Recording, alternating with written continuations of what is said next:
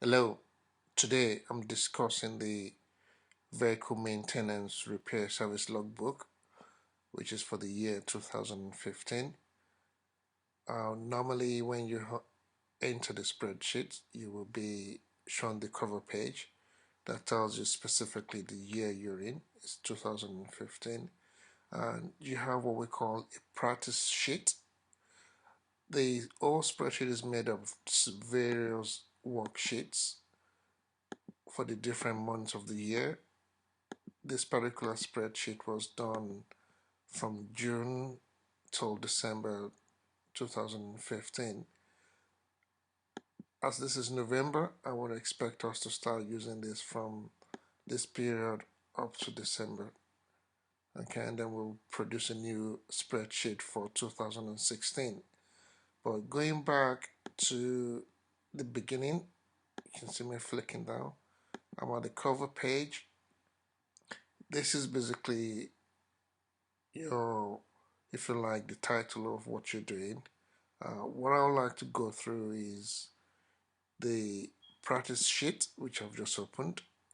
And in this particular sheet, what this is allowing you to do is to give you the chance to practice what you're going to be entering into the actual journals or record keeping for those various months that I've just highlighted. Okay, so it gives you the opportunity to practice what you're going to put in there before you actually go into the correct period and put that information in. So what I'm going to do today is take you through the examples I have here on how to use this spreadsheet. When you open the monthly or periodic entries, i.e. July, August, September, October, all the way to November, each month is classified as a period in the year. So once you enter the period worksheet, what you'll find as your first column is the entry numbers. These are already provided for you, um, listing from 1 all the way to over 400 as our initial period entries.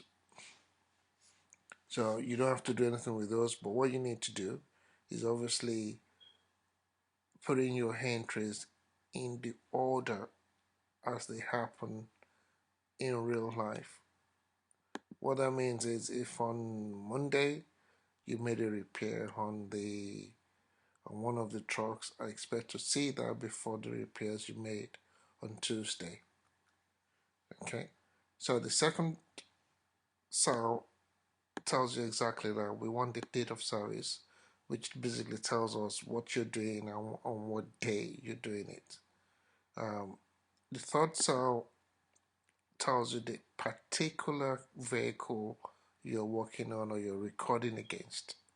Now, this has already been done for you. All you have to do is select the correct vehicle you want to keep a record against.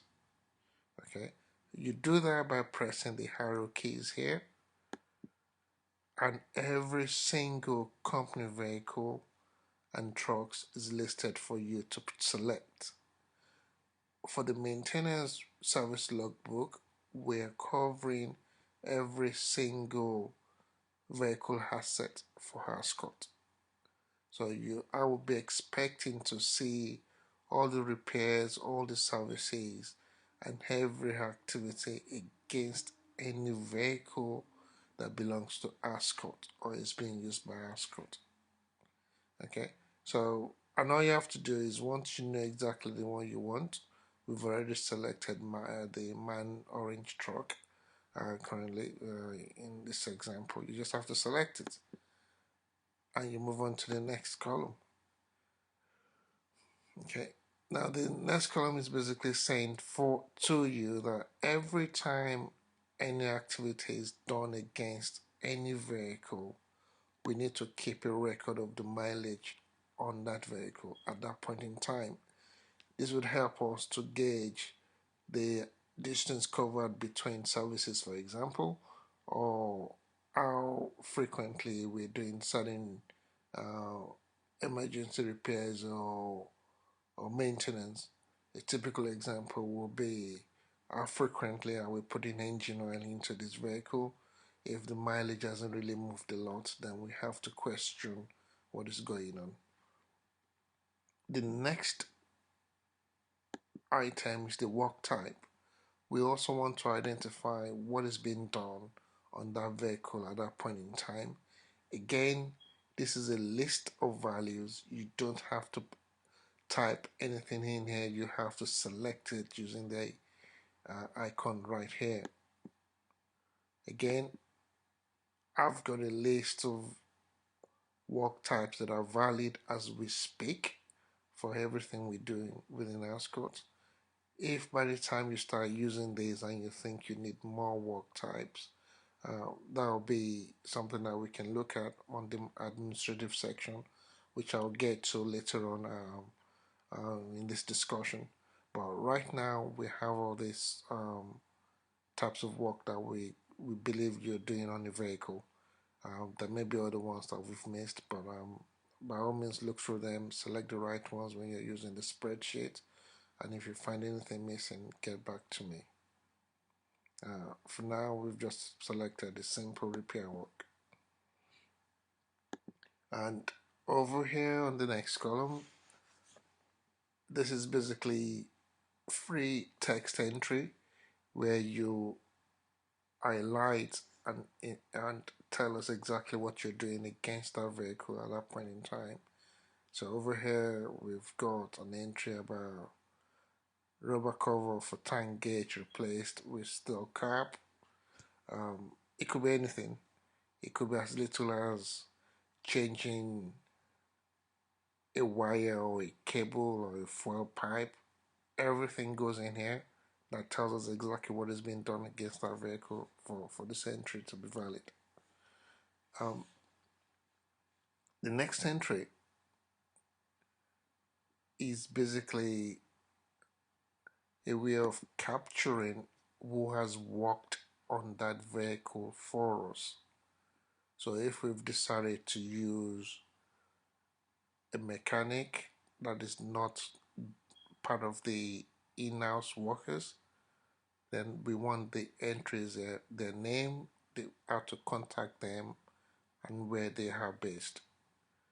This would help us in future to track who has made repairs for us in case we have for problems in the future, and it keeps a record of people that have worked on particular vehicles for us, and if we need to call them back in the future for other works, we can also find the information here.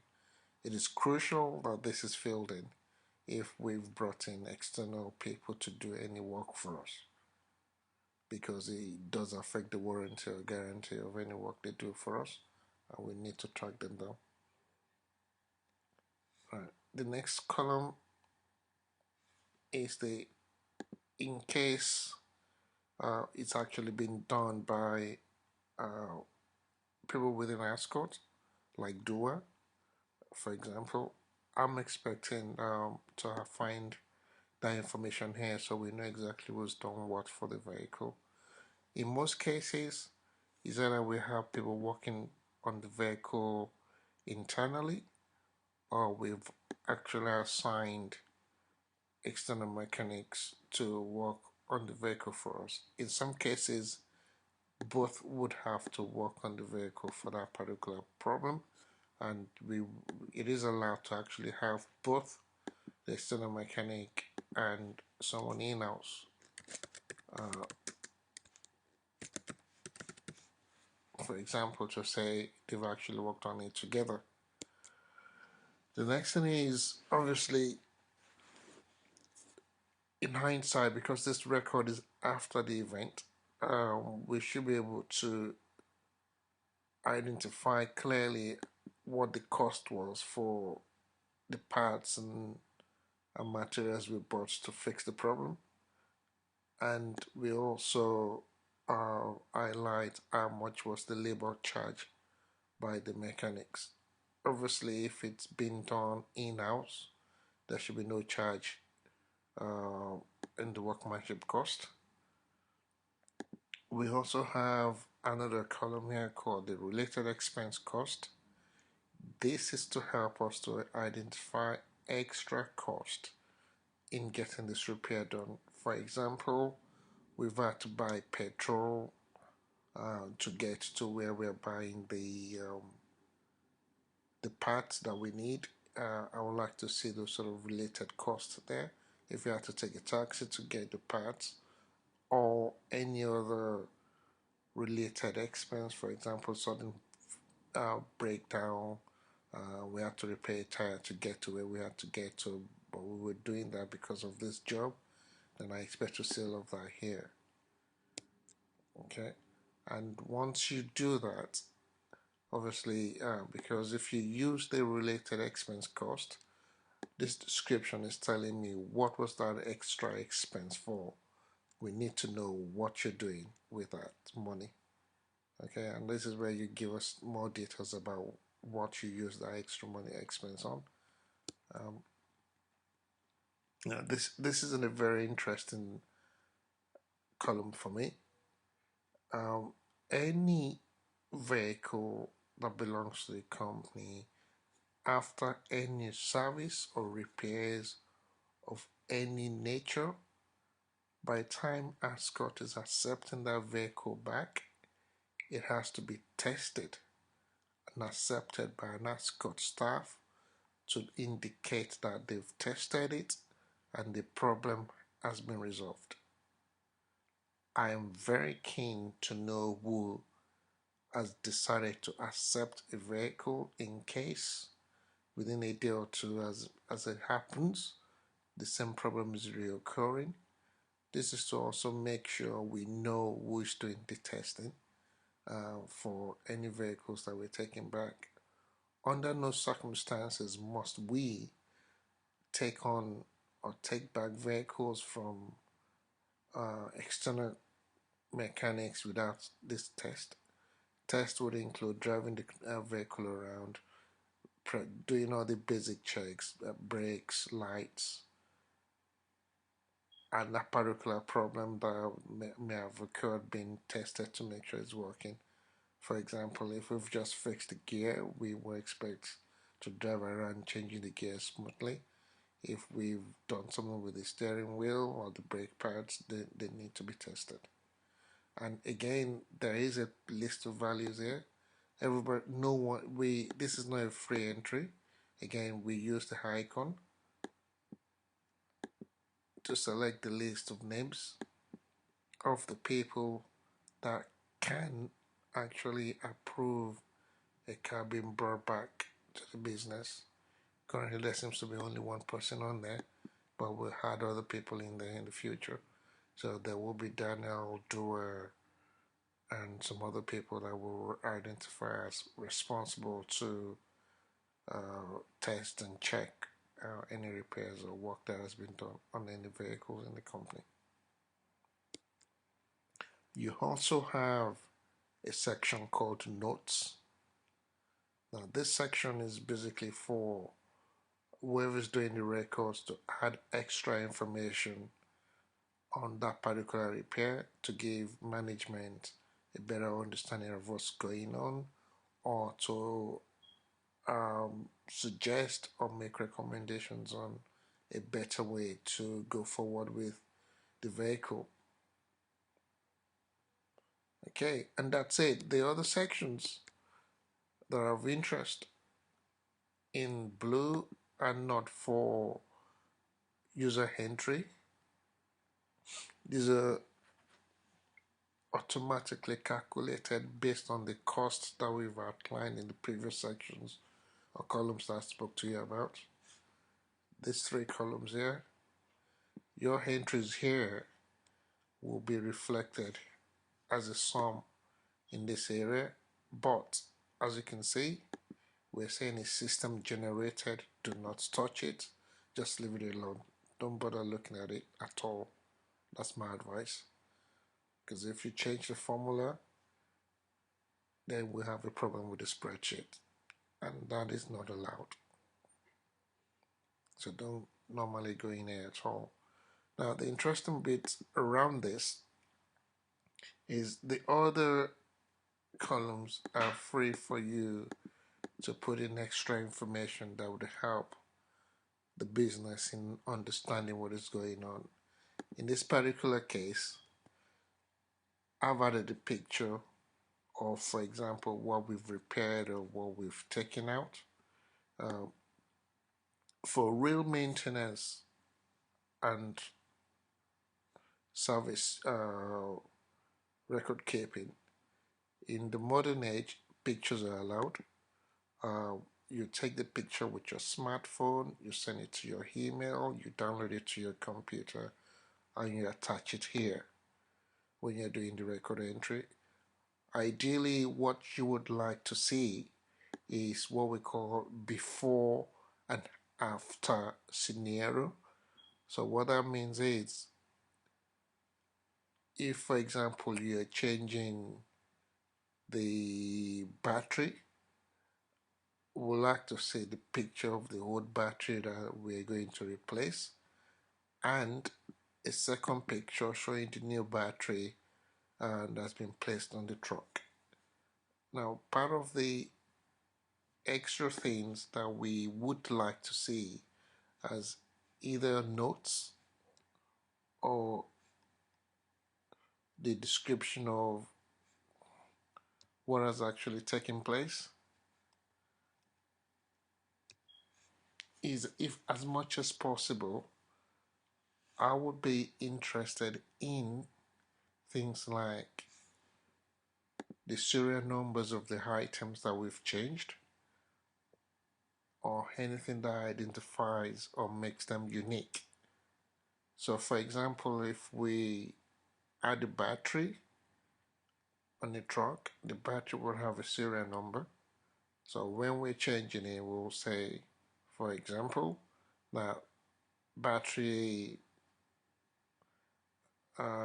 ABC with serial number 1234 has been decommissioned, and we now have a new battery DEF with serial number 9984 placed into service.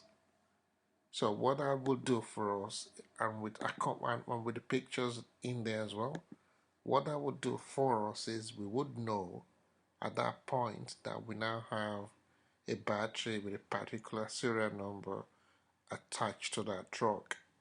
So if we have a problem with that truck again that is battery related, the first thing we want to do is confirm that that's the battery that was meant to be there. Otherwise, the operations and the mechanics and people working with the truck become responsible for the discrepancy. So as much as possible, provide those extra information, particularly in the notes. Okay, so that is all we need to know in terms of how to use this spreadsheet. And of course, like I said, each worksheet is on a periodic basis.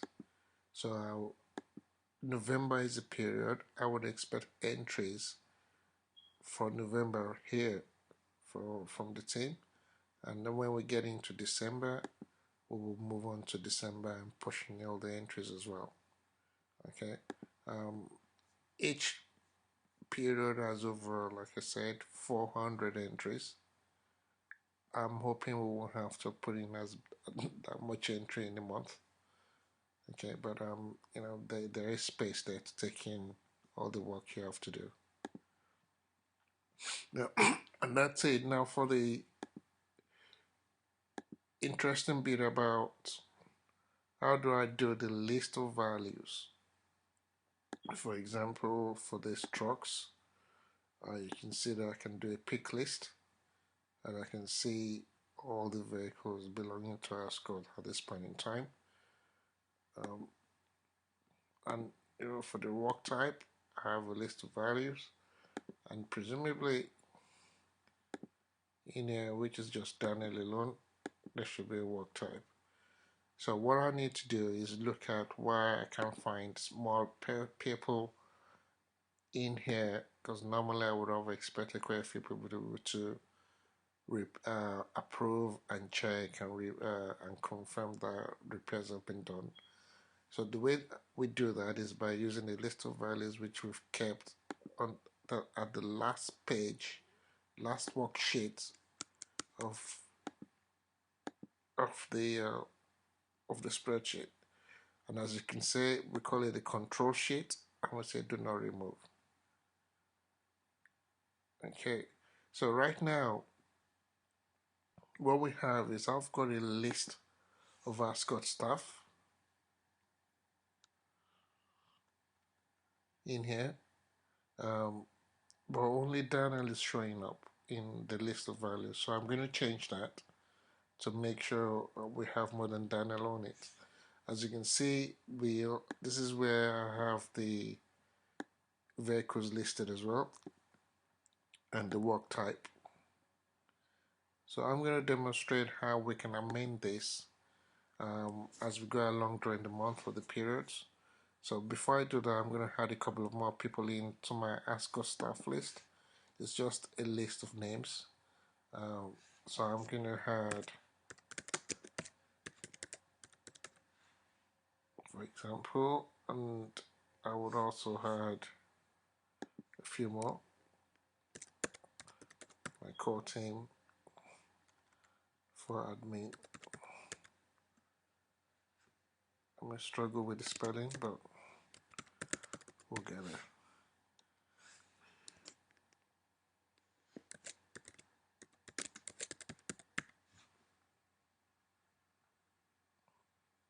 Right, so at this stage I have enough list of people in here that I'm saying are allowed to say these trucks. They've checked or they're happy with the truck. So what I need to do next is to make sure this full list can be used within the spreadsheet. So the first one I will amend is the practice one, the practice sheet. So I'm gonna go in here, and what I would likely want to do is just take all the cells in that column to where we've demarcated the worksheet to say this is the end of the entries. What you'll find as you keep scrolling down is, here we go, you get to that blacklist. Okay, so I've selected all of that. I'm going to go into my worksheet. I'm going to go for data, validate, data validation. Okay, uh, I will add some extra stuff here for for now, basically saying if you don't use the list of values, then I don't want you to have the chance to enter anything else in there.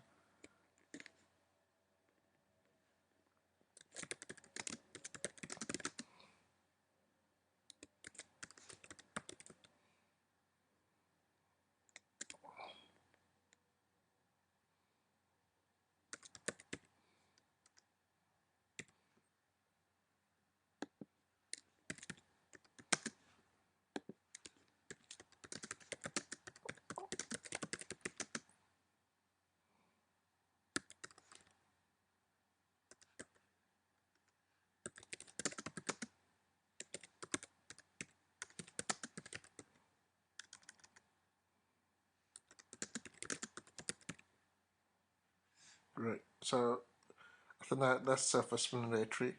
So all this is doing is basically saying if you go into where we're trying to enter information for who's approved the vehicles, if you don't select from the list, you won't be able to put any values in there. So that's fine. Yeah, I'll say yes to this. This is just for me to reset my values. So I'm doing settings, list. I want a list, and it's asking me where am I getting my list from. So I'm gonna quickly go this way, go to the control sheet, move that to the left, and watch this. So I now pick from Daniel all the way to Sheku, and those that range has been added into this sheet for me, and I'll say okay to that, and that's job done. So what that means is now that list, I can look at it and I've got everybody's name in there now. So it's not just only Dana that is valid. All of these people will be able to say yes, they're happy with it. For some reason, I've put Pierre Mendes' name in there. He was one of the drivers, but at times it does check and verify that the repair is done properly. So that's how you do those amendments.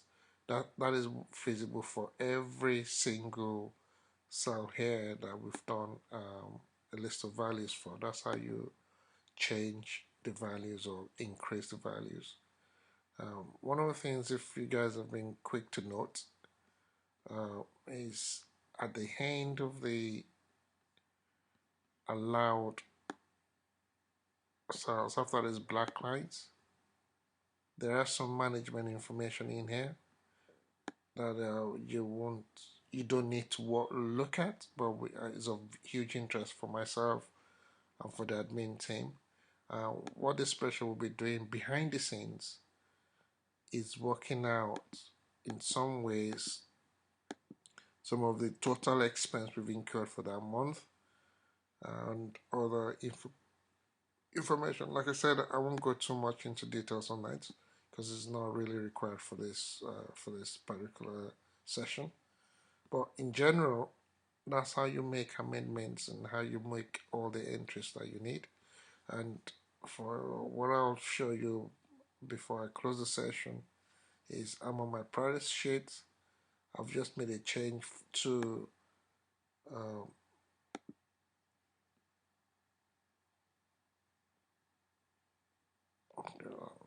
I'm posting that because I'm getting two names. All right. Um, I've just made a change to a section. So what I've done is I've highlighted the whole column, and I've said I'm doing a control. I'm copying it, Control C, and I've gone to my November entries.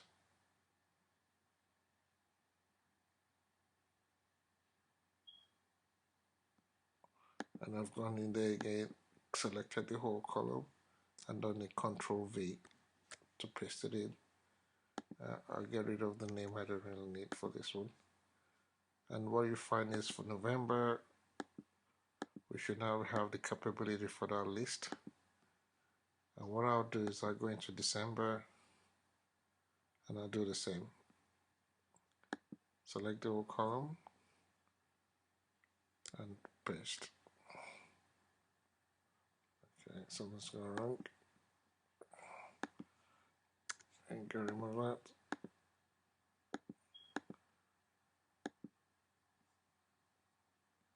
So that hasn't worked. So what I'll do is I go back quickly to my Control C again to copy.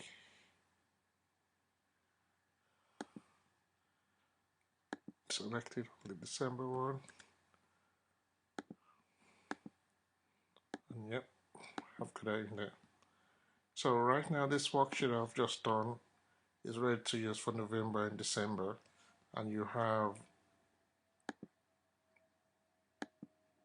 your practice sheet that you can also use to practice all that we've discussed there today before you actually put the entries in for November and December. And that's it. That's how we use this logbook, and this is what I'm expecting to be provided every Friday. So we monitor exactly what's going on, and once we're comfortable, we'll be doing this every month. Okay, thank you for watching, and that's half an hour gone. Thank you.